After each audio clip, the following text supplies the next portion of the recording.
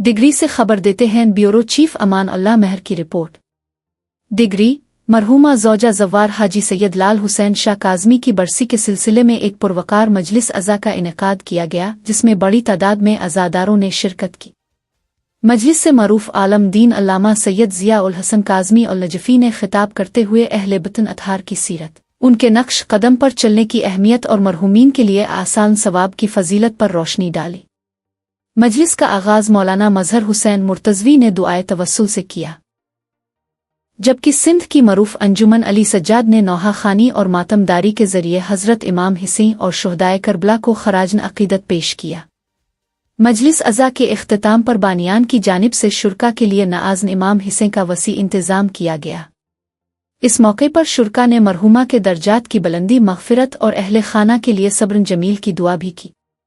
Digital आवाज़ news, जहां नज़र न जाए वहां से खबर लाए।